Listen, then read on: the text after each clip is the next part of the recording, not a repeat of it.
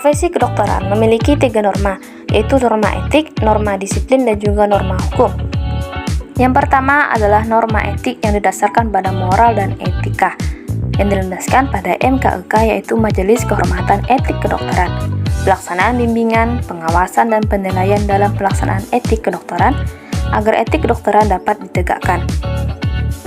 Yang kedua adalah norma disiplin yang diatur pada Peraturan Administrasi Kedokteran yang dilandaskan pada MKDKI, yaitu Majelis Kehormatan Disiplin Kedokteran Indonesia, yaitu lembaga yang berwenang untuk menentukan ada tidaknya kesalahan yang dilakukan dokter dalam penerapan disiplin ilmu kedokteran. Dan yang ketiga adalah norma hukum berdasarkan undang-undang dan hukum yang berlaku pada profesi kedokteran.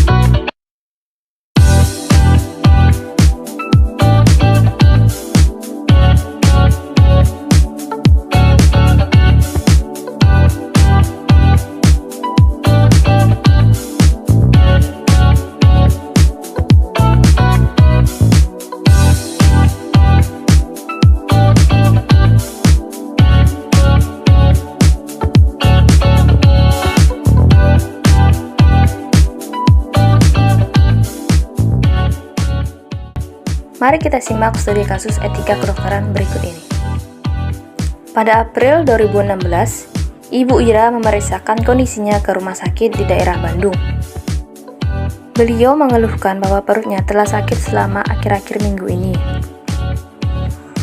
Kemudian, Dr. Yan memeriksa Ibu Ira.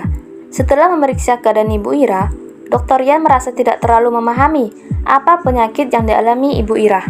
Kemudian, Dr. Yan hanya memberikan obat untuk meredam rasa sakit di perutnya.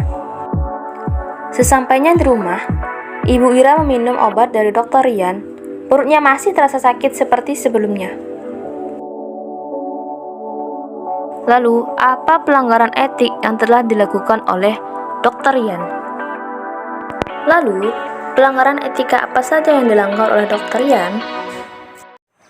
Dr. Yan tidak kompeten di dalam bidangnya karena ia tidak benar-benar memahami apa yang dialami oleh Ibu Ira. Selanjutnya, memperburuk keadaan pasien. Sebelum memberikan resep obat untuk meredam rasa sakit, Dr. Yan tidak berusaha untuk bertanya terlebih dahulu kepada dokter lain dan malah mengambil tindakan hanya sebatas memberikan obat peredam rasa nyeri saja. Padahal sakitnya itu masih berkelanjutan. Hal ini menyebabkan Dr. Yan telah melanggar Kode Etik Kedokteran Indonesia Pasal 7A, di mana Dr. Yan tidak kompeten dalam bidangnya. Sikap etis dan profesional dokter yang dilanggar oleh Dr. Yan ada dua, yaitu beneficence dan non-malfeasance. Beneficence merupakan tindakan untuk kebaikan kepada pasien. Namun, pada kasus ini, Dr. Yan tidak menangani Ibu Ira secara mendalam dan hanya memberi obat pereda nyeri tanpa tahu pasti sakit apa yang Ibu Ira derita. Bukannya mengurangi rasa nyeri, malah menambah nyeri perut yang dialami oleh Ibu Ira. Lalu, sikap etis yang dilanggar oleh Dr. Iran yaitu non-malfeasance. Non-malfeasance adalah tindakan yang tidak memperburuk keadaan pasien.